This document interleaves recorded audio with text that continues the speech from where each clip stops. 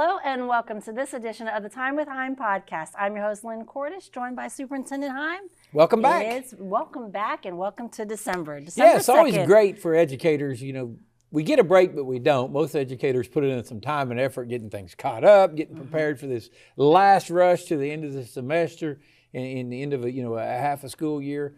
But glad to be back. Yeah, the weather's beautiful right now. Had some really good days over the break. Got some cold weather too over the break, but for the most part, it was a good break for us. And do you anticipate any other weather coming Well, up? I mean, we always try to talk about it this time of the year just to remind our families that safety's first.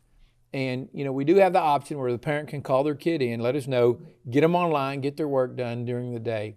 And so we do our best to let our families know by 5, 6, 7 o'clock the night before. We talk with Fort Sill, we talk with KSWO, we talk with, we all look at the weather, local, WeatherBug, Weather App, AccuWeather, CNN. I mean, all the weather apps are out there. And we have a lot of people in those. But, every now and then it happens late. Something drops in that wasn't expected. We got to get out and drive the roads, make sure if we can come to work or not.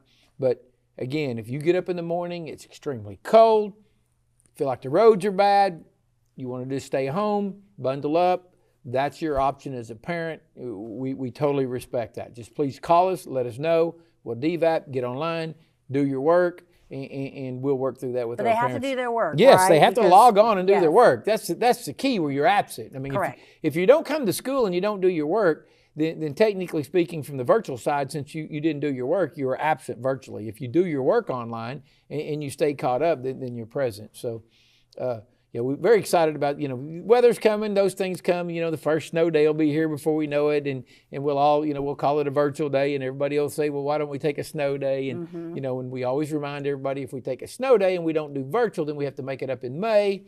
So that's why we do virtual days. Well, and we want to make sure that our families have their phone numbers updated because that's how we communicate with you first and foremost is sending out those messages. Yes, and obviously we run them on different things, but that's text message, phone numbers, but those things, it'll be on our webpage, and then we give it to KSWO and you do all that, of course, in your team. But make sure that's our main means of communicating with you as our families. So absolutely. Very excited about that. But we're glad to be back. It's kind of that week, Thanksgiving week, football season ends for most all. Here we go. We're into our winter sports. And it's happening quick. Yes, wrestling's going big. Basketball's right up, we got basketball going on. And our spring sports are starting to practice now. Practice for spring sports. Some of this great weather. It's nice outside again today. You'll see people out practicing baseball. One great thing everyone didn't realize, and I'm sure they're seeing now with our turf fields, is people in softball and baseball and even out on the football field, they're able to get out on the fields even when it's cold and they've had rain or it's slick and you're not tearing up the grass or tearing up the dirt. It's pretty exciting to see the number of active students we have this time of the year. And if you've driven around, you'll see that our multi-purpose facilities are going fast. It's happening, walls are up, and you can start to see the locker rooms. Yes, and just so everybody knows, what those buildings are is there's 6 locker rooms in those in preference to the girls. Matter of fact, the only way they give it guys, if they bring it to Shoemaker and administration agrees that all the girls' sports have proper locker rooms. We felt like when we started those, probably the main reason we built them was just the lack of locker rooms, especially for girls softball, soccer. We just had a lot of girls dressing in restrooms, cars, just places we were not comfortable with the situation with girls' locker rooms. So that's what those are for. They also have outdoor bathrooms, restrooms, and a concession stand so that we can host. When we're hosting events, we have the concessions and restrooms right there for our fans. And then if they're all designed to come back, because originally we were going to try to put an indoor type facility so we could practice indoors when it was extremely hot and extremely cold or bad weather. We didn't feel like making that investment this yet. It's on the table for later down the road, is to try to make that investment to give each site that type of facility, and it's designed to add that space to it. That'll be nice if yes, it happens. It's going to be great this year. Hopefully they're going to be finished at the 1st of March. That's a knock on wood hope, and you know how that goes if the weather stays right. And when we host indoor events, when we host our spring sports like a high school soccer match out there, we have those locker rooms for our team and the visitors, and there's a concession there for the parents, and we have all that stuff. It'll be good. We can't wait. So keep an eye out for that one. The other thing that we want to give thanks to, which we didn't, was right before Thanksgiving break, our board approved a really nice bonus for our staff. Yes, all of our staff got their Christmas bonuses, and our board approved that. They got them, they got them right before we left. I'm sure that they spent them on Black Friday, and everybody got great gifts. I know we did, and made good Christmas for my grandkids and such. So big shout out to our board, because that is a big commitment from the Board of Education, and that's their commitment to the staff, to know that they appreciate our support employees and our certified employees for all they do. And a good big shout out to them. And again, shout out to our staff. We have a great staff here, and it makes for, we just appreciate everything they do for our students, for us. And people that are around me know all the time, I say how lucky I am to have the staff I have and the people who work around me. It makes my job enjoyable. It makes it where I can do some of the things I like to do. Well, we're definitely appreciative to our staff and to our board. With education. December is going to be fun. It always is fun. You look out there. You look out there, and we have different parties going on. All the elementary school, everybody. I guarantee you, if you go to every elementary school's pages, or get on their web pages, or look at your announcement, there's different things going on. There'll be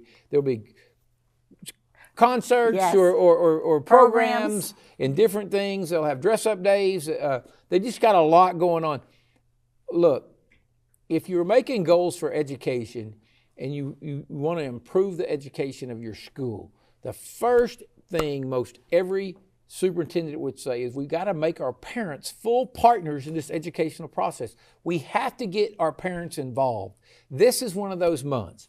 Get online, get involved, know what's going on at your child's school, and come in groves and show up and support your child, your school, your teachers, and let's get ready for 2025 with that support, so it can be one of the best educational years we've had. It's going to be fun, you guys. And so we're going to share a lot of things on our social media. The one thing I want to remind our families watching is today and tomorrow, Greece, for our 3 high schools, they are having auditions. So if we have students that want to participate, please check our social media out, because the auditions are happening today and tomorrow.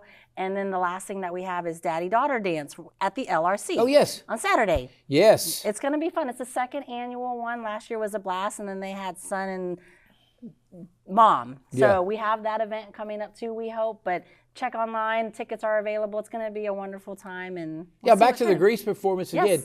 It's one of those things. We have a student advisory, and they talk about doing more. We talk about sometimes we are LPS, we are one, and how LPS things. Well, this is going to be a production, all 12,000, that's a bad number, all 3,000, 4,000 high school, secondary students can be involved in. So we should have, when this production goes on, students from all 3 high schools who should be part of the production, which is going to be amazing. Big shout out to Miss Oates. Charlotte, she's been excited about this. When we started the LRC, it's one thing we talked about, how do we put this together?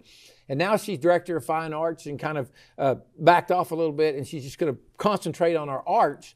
She is doing this, and it's been a dream of hers, and I'm really excited about it. And again, people who know me know the arts is probably in growing up, I didn't have a lot of interest, but I love the arts. My kids were involved in the arts, but I always count on other people to give me advice on what's best for the arts, and she's one of those people. So I'm really excited about what these productions look like.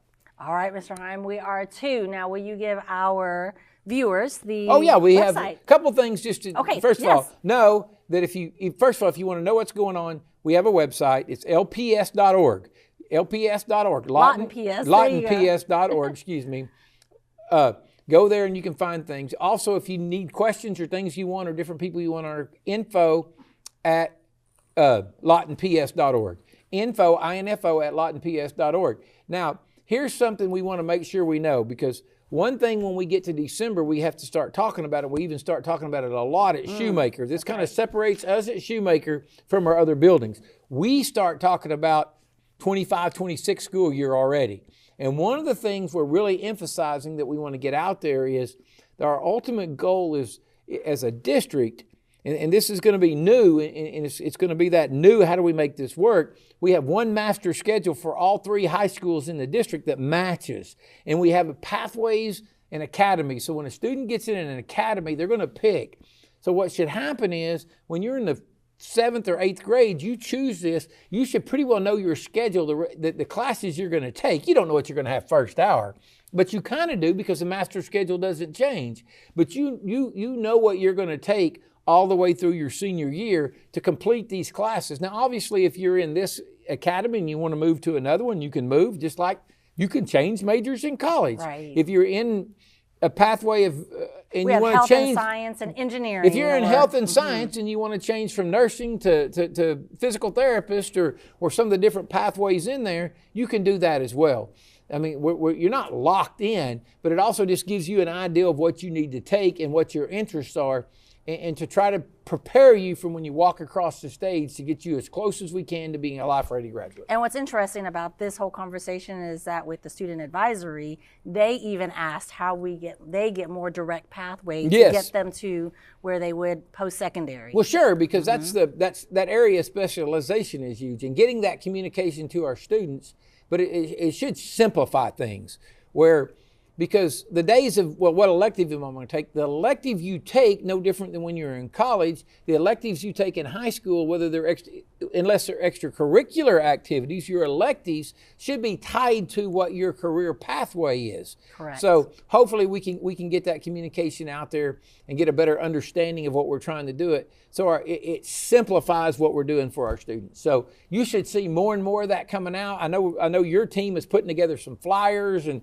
some different handouts so everybody can kind of see, and we'll start making those choices. And again, probably the important thing for students is you're going to choose an academy and a pathway, but you can change a week from now. Well, a week from now would be a little fast, but let's say you're an 8th grader and you choose and you get to this, your sophomore year. You get in the next year and you're thinking, I didn't really like that. You can go talk to your counselor during your freshman year and say, let's move to this. Can I move to this? And it really shouldn't change that much of what you have to do. So anyway, we're excited about that. And again, like you said, some of the things we've gotten from our seniors and our advisories, that they want to make sure it's stacked. And as they're getting ready to go to college and choosing those majors, they wish they would have taken classes aligning with what they're choosing, not some of the classes they took. And how do we make that work better? So we're kind of excited how that works. And it's happening.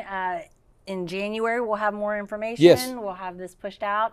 So just keep an eye out for that. Lots of good things going on. But I mean, we're into our first week of December. Next week, we'll come back with some more information and some guests. Sure. All right. So thanks for being with us today. That's right. We'll see you guys. Be well, stay safe, make positive impacts. Have a good week.